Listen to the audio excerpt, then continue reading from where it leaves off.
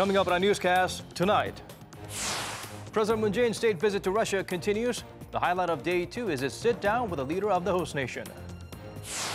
Delegates from Seoul and Pyongyang meet again for talks discussing possibility of reunion for war-torn families. They agreed to hold it starting from the 20th of August. While Beijing's trade dispute with Washington continues, China turns its sight to South Korea and Taiwan as well, slapping anti-dumping tariffs on styrene imports. NEWSCENTER begins now.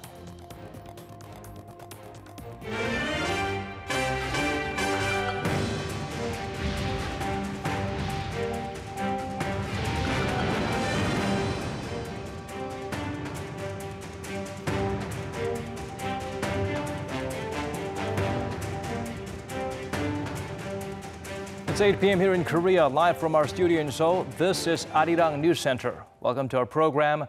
I'm Daniel Che. Our starting point is, of course, President Moon Jae-in's state visit to Russia. Over in Moscow, summit talks between the leaders of the two nations should begin shortly. Let's now connect to our Cheongwon correspondent Hwang Ho-jun, who's on the line for us. Ho-jun, what's the latest? Daniel, although the two leaders have met a couple of times before, this is the first time in 19 years a sitting South Korean leader is meeting a Russian leader at the Kremlin. As we speak, an official welcoming ceremony is taking place. Actually, it just finished, and President Putin greeted President Moon and First Lady Kim Jong-suk, and they also inspected the Guard of Honor as part of the ceremony. We actually just heard the two leaders are just about to kick off their summit meeting. According to a press release from Seoul's top office, and also judging from President Moon's speech at the State Duma yesterday, the summit will likely focus on strengthening friendship and trust and boosting the nation's practical cooperation with Moscow. As a matter of fact, President Moon said in his speech yesterday that the two countries should develop new growth engines together, and that Seoul will keep its promise to help develop Russia's Far East. He also introduced his vision for a trilateral partnership between Seoul, Pyongyang, and Moscow, identifying railroads, natural gas, and electricity networks as the most promising sectors for cooperation among the three countries. So we can safely assume that the two leaders' summit will be an opportunity to reinforce bilateral strategic communication and collaboration in the process of building peace on the peninsula. Also important to note that 2 years from now, actually, will mark the 30th anniversary of Seoul and Moscow establishing diplomatic ties.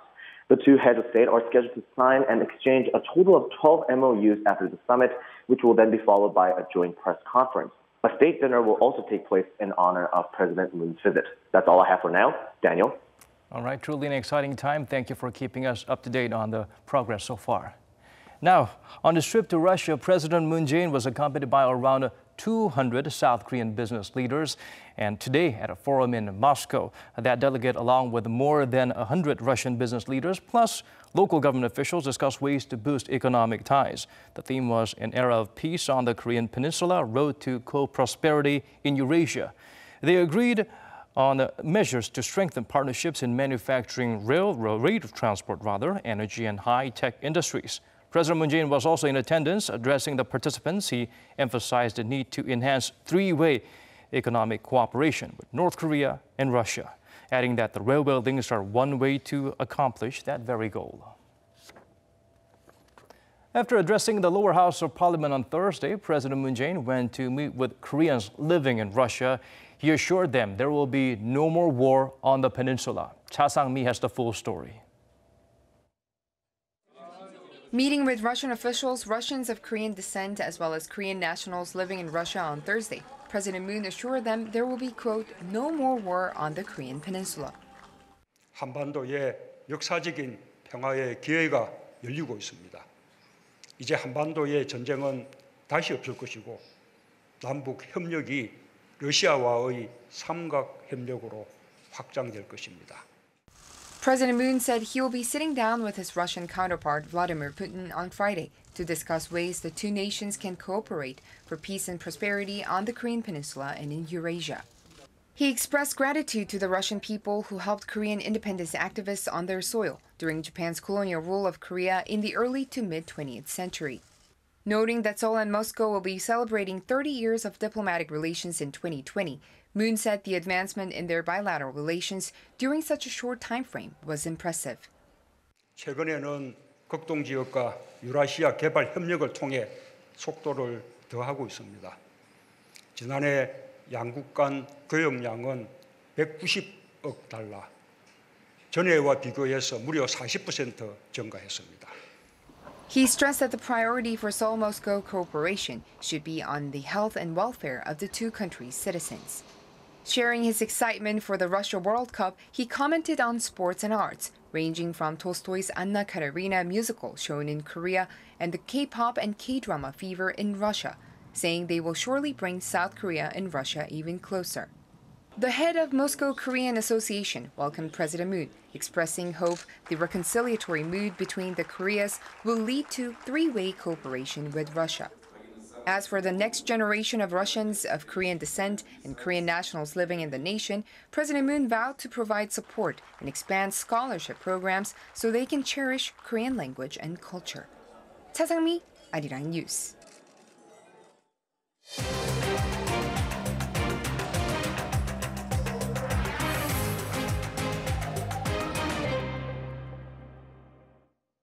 Delegations from the respective Red Cross organizations of the two Koreas met once again today. Top of the agenda was arranging reunions of separated families.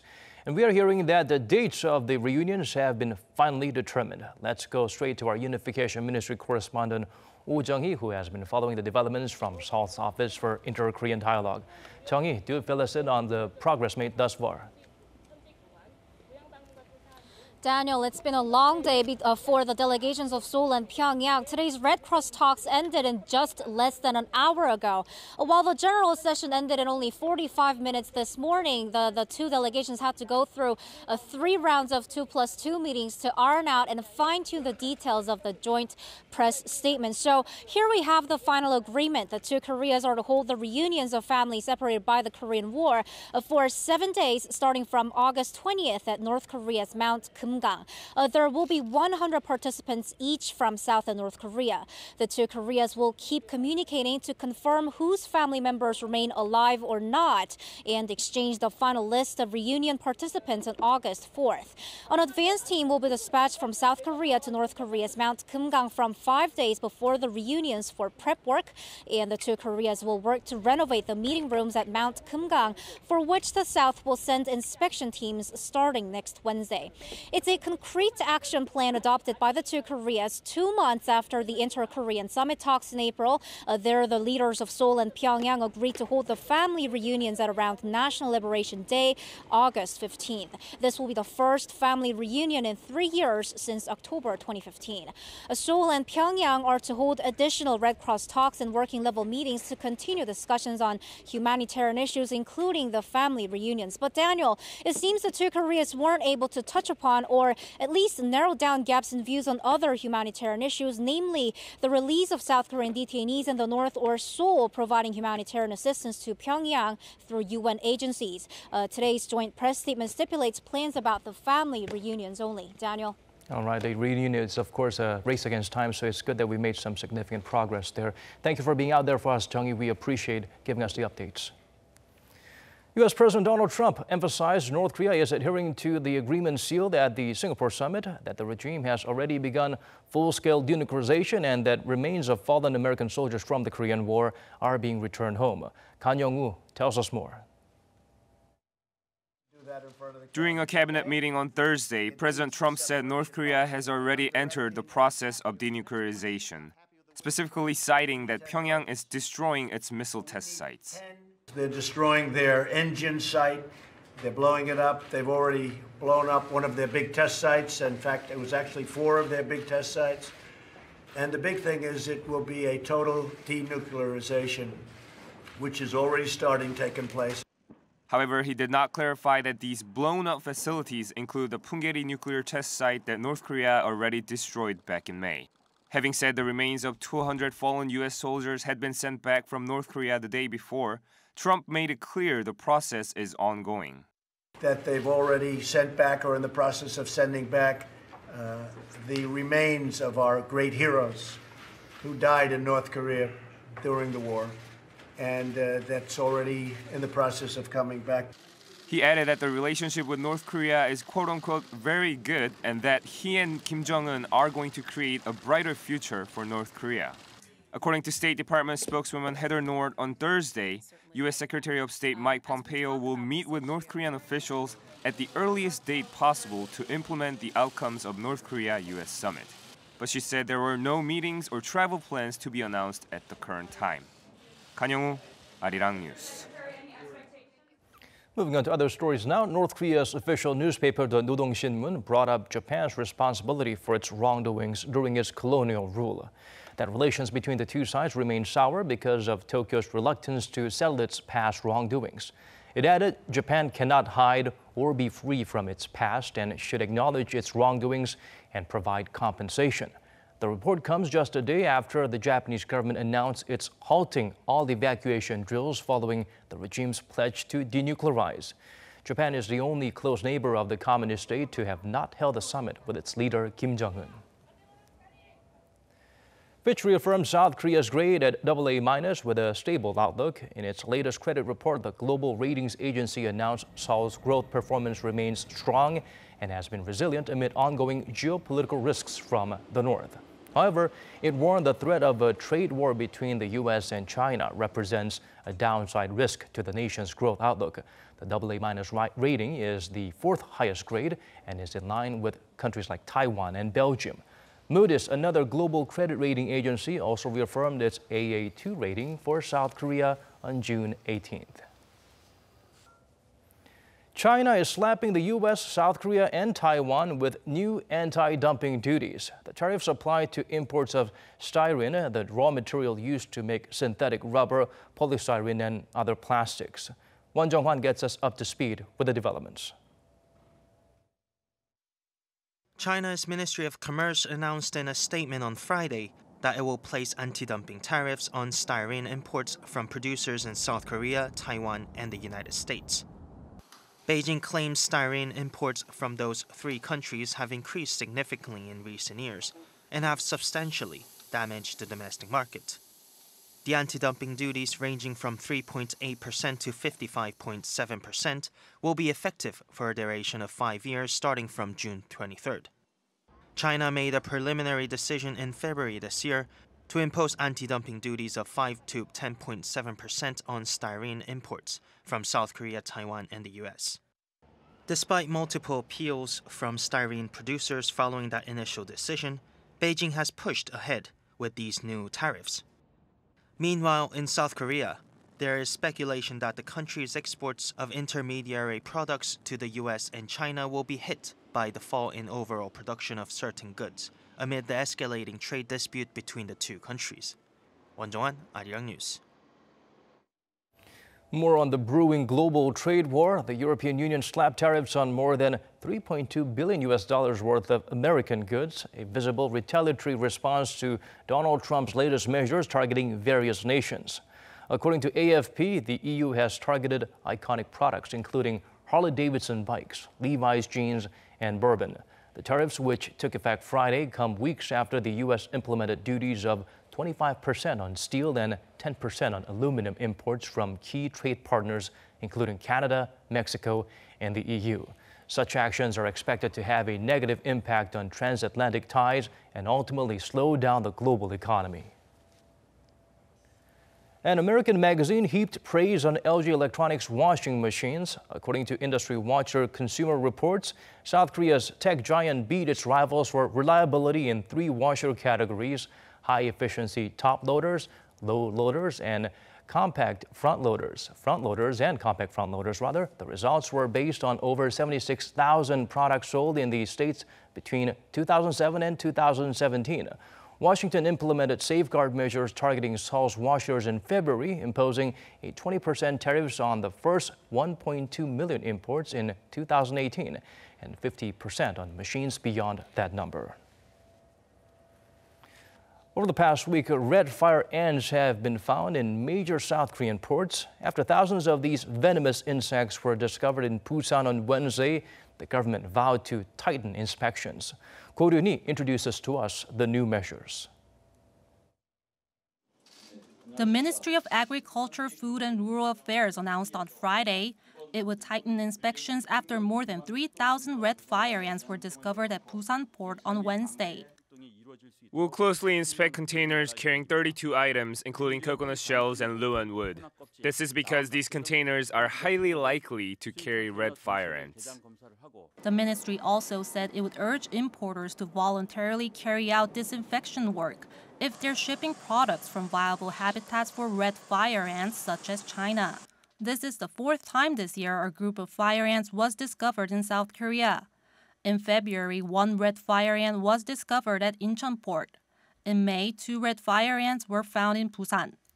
And on Monday, more than 700 of venomous ants were discovered at Pyeongtaek port, before the thousands found in Busan.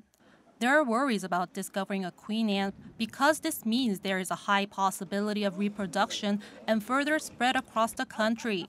However, according to quarantine officials, there have been no signs of a queen ant as of yet.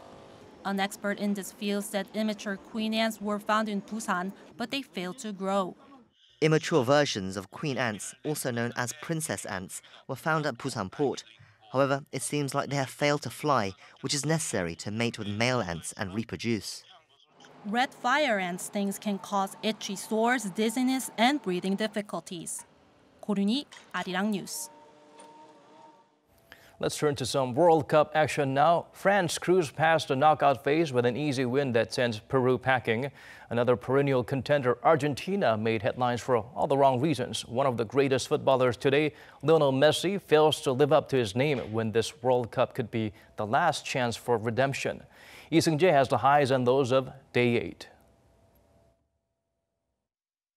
Day 8 of the 2018 Russia World Cup began at the Samara Arena, where Denmark squared off against Australia in Group C. Early in the game, Christian Eriksen's shot from the center of the box found the back of the net, giving Denmark a 1-0 lead. It stayed that way until the 38th minute, when the video assistant referee awarded Australia a penalty. Miles Jedinak smashed the penalty home to make it 1-1, and that's how it ended.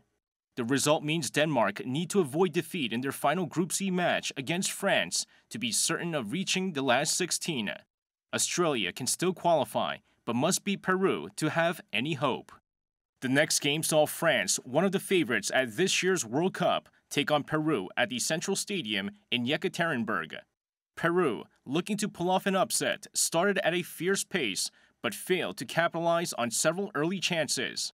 Instead, it was Kylian Mbappe who became France's youngest ever World Cup goal scorer at the age of 19, with a close-range strike in the 33rd minute to give France the 1-0 victory. The win means France are through to the knockout phase. With 2 losses out of 2, Peru have no hope of extending their stay in Russia. The day's last game saw Argentina take on Croatia in Nizhny Novgorod. Argentina were looking to bounce back from their draw against Iceland in Group D against an underrated Croatian side. A scoreless first half, but a 53rd minute goal by Ante Rebic broke the deadlock after a terrible mistake by the goalkeeper. The Argentine defense proceeded to collapse as Luka Modric and Ivan Rakitic scored late in the match to give Croatia a stunning 3-0 victory. With the win, Croatia advances to the knockout stages. Argentina, on the other hand, are facing the prospect of an early World Cup exit. Lee Seung-jae, Arirang News.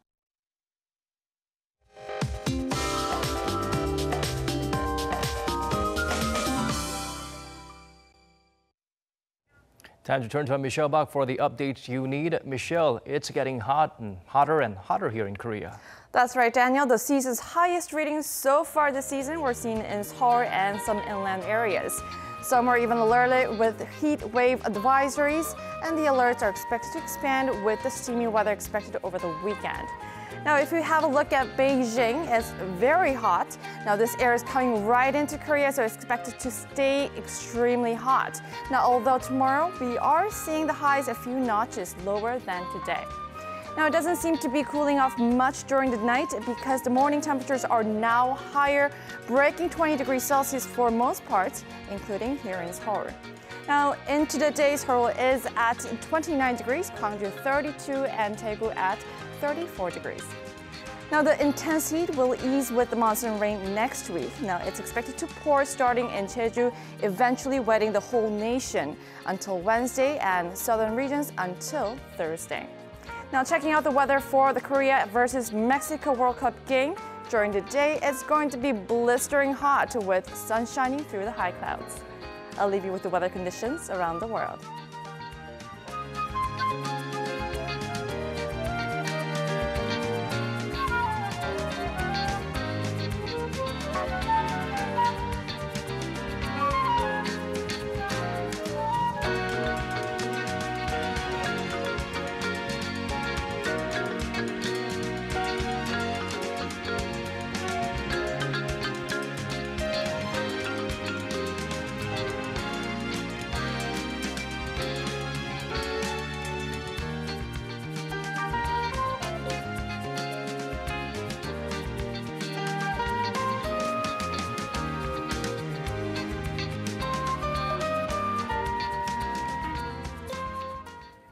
These are the stories we could squeeze into tonight's edition of Arirang News Center. Wherever you may be tuning in from, thank you for staying with us.